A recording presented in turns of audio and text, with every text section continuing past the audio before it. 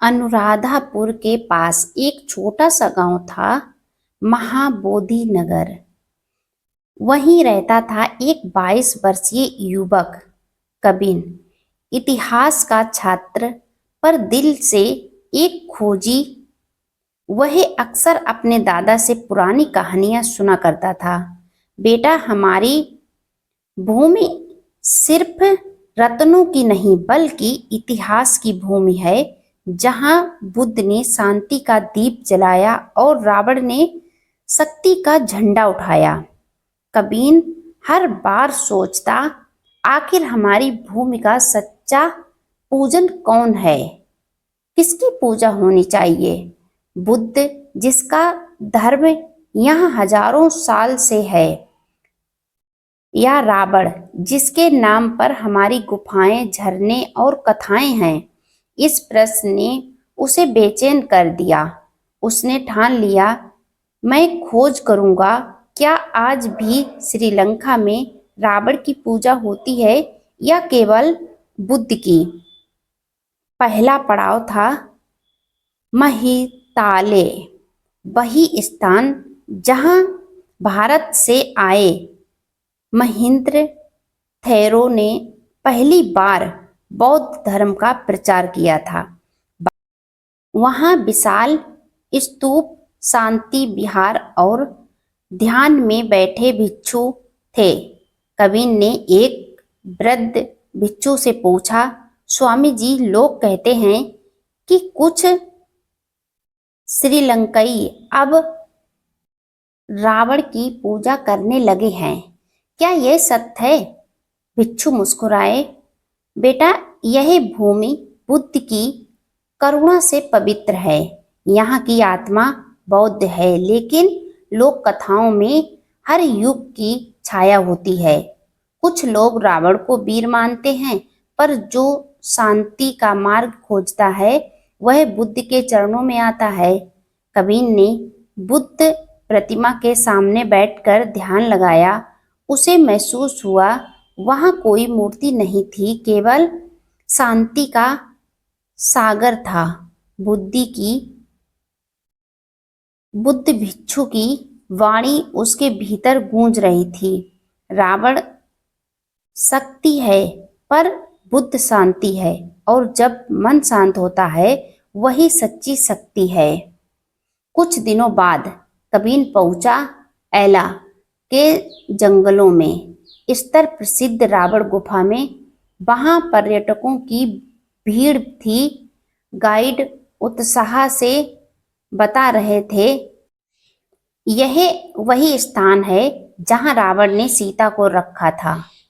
यहाँ नीचे सुरंगों का जाल है, जिससे रावण अपनी सेना को संचालित करता था। एक वृद्ध स्थानीय व्यक्ति, जिसका नाम सूरसेन था, बोला, बेटा, हमारे पूर्वज रावण को सिर्फ दानव नहीं मानते, वह एक ज्ञानी राजा था जिसने उड़ने वाली यंत्र, पुष्पक विमान, औषधियां और संगीत की विद्या खोजी।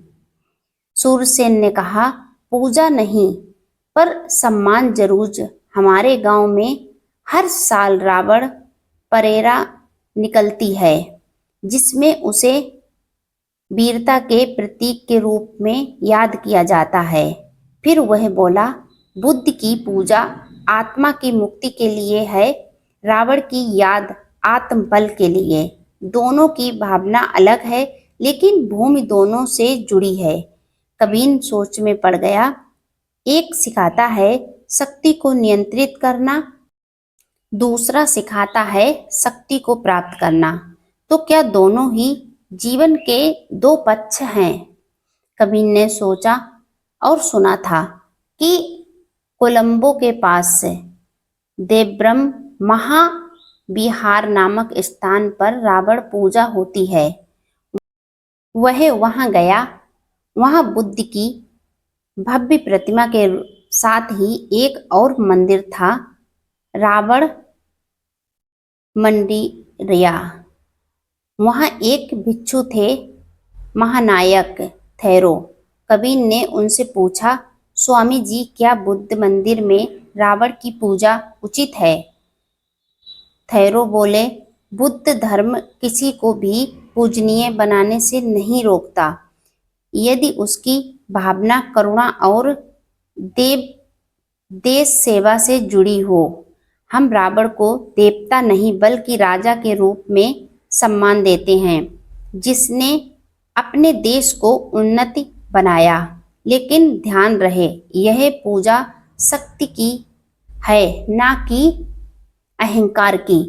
फिर उन्होंने कहा, बुद्ध सिखाते हैं अहंकार मिटाने को, रावण सिखाता है अहंकार के परिणाम को। दोनों मिलाकर एक ही संदेश देते हैं। असली शक्ति भीतर की शांति में है। कबीर अब दक्षिण की ओर निकला, कतरागामा मंदिर की ओर। यह वह स्थान था जहां हिंदू और बौद्ध दोनों पूजा करते हैं। वहां एक वृद्ध पुजारी मिले, सुमन देव। उन्होंने कहा, बेटा, हमारे देश में ना कोई केवल बुद्ध का है, ना केवल रावण का। बुद्ध यहाँ आत्मा के शिक्षक हैं और रावण यहाँ भूमि के रक्षक। एक ज्ञान देता है, दूसरा गौरव। फिर वे बोले, देखो, हमारी संस्कृति सामान्य की है। हम मानते हैं कि बुद्ध रावण की आत्मा में भी छिपे हैं और रावण की वीरता बुद्ध की करुणा के बिना अधूरी है। कबीर ने पूछा, पर सच्ची पूजा किसकी है? सुमन देव मुस्कुराए, जिसकी आत्मा शांत है वह बुद्ध का भक्त है, और जो अपने भीतर की अंधकार से लड़ता है वह रावण का। पर जो दोनों को समझता है वही सच्चा साधक है। कबीर ने अब तक बहुत कुछ देखा और बहुत कुछ समझ चुका था।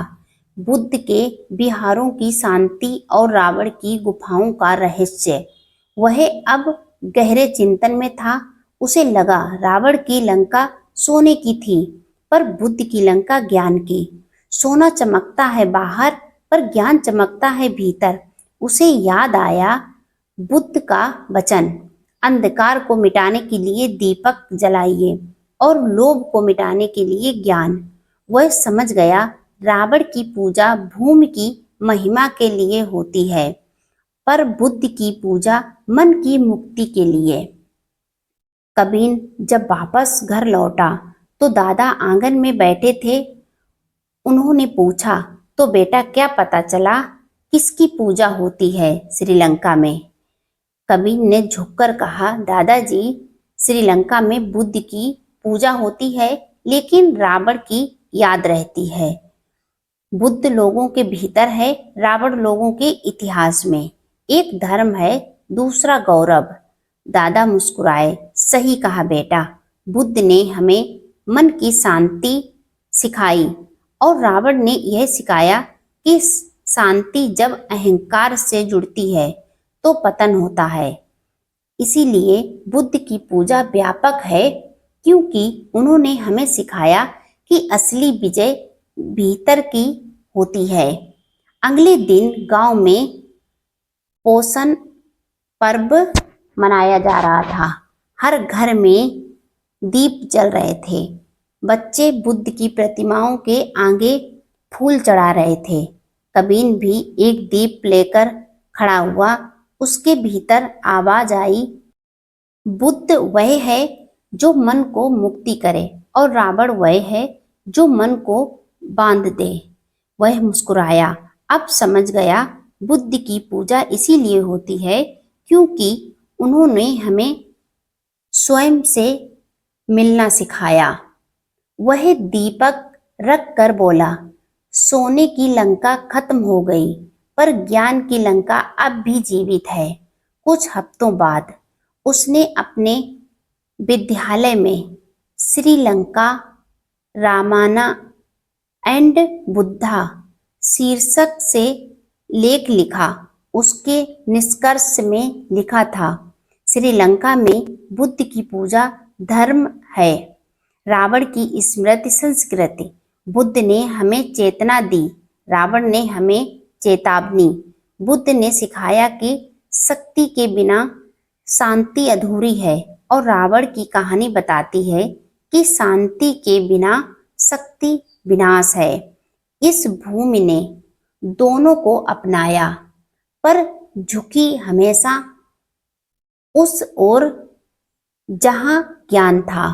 एक दिन कबीर फिर बुद्ध प्रतिमा के सामने गया। वह शांति थी पर मन में रावण की गुफाओं की गूंज भी थी।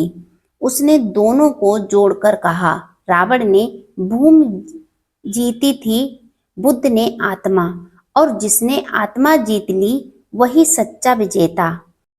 वह नम आंखों से बोला, अब मैं जान गया, श्रीलंका में बुद्ध की पूजा इसीलिए होती है क्योंकि रावण की कहानी ने हमें बुद्ध बनने की प्रेरणा दी।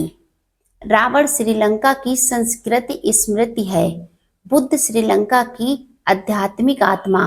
रावण शक्ति का प्रतीक है, बुद्ध शांति का।